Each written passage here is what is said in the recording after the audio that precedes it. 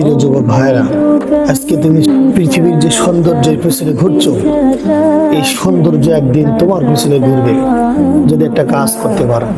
মহান আল্লাহর উপরে তাওয়াক্কুল করে যদি আমরা চলতে পারি, নিশ্চয় আল্লাহ তাআলা ভালো কিছু দিবে।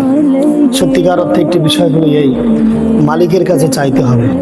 আমরা যে সৌন্দর্যের পিছনে ঘুরি, সুন্দর যুবতীদের পিছনে ঘুরি, সৌন্দর্যের পিছনে ঘুরি, কিন্তু এই সৌন্দর্য যে রব সৃষ্টি করেছে, সে রবের পিছনে যদি আমরা ঘুরতাম, ওই রব ওই সৌন্দর্যের ব্যবস্থা তোমার জন্য করে দিত।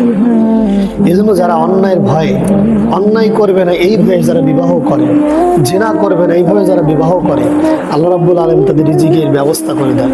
অনেক পিতামাতা আছে যারা নিজের সন্তানকে বিবাহ দিচ্ছে না, বলে যে সন্তান এখনো ইনকাম করতে পারে না, নিজের পায়ে দাঁড়াতে পারেনি, অথচ বয়স পেরিয়ে গেল 30 বছর। আপনি যে আপনার সন্তানটিকে বিয়ে দিচ্ছেন না, এ সন্তান অবশ্যই অন্যায়ের পথে ধাবিত হচ্ছে। এজন্য যে সমাজে বিয়ে যত কঠিন হবে, ওই সমাজে জিনা তত সহজ হবে। আর যেই সমাজের বিয়ে যত সহজ হবে, ওই সমাজে তত জিনা কঠিন হয়ে দাঁড়াবে।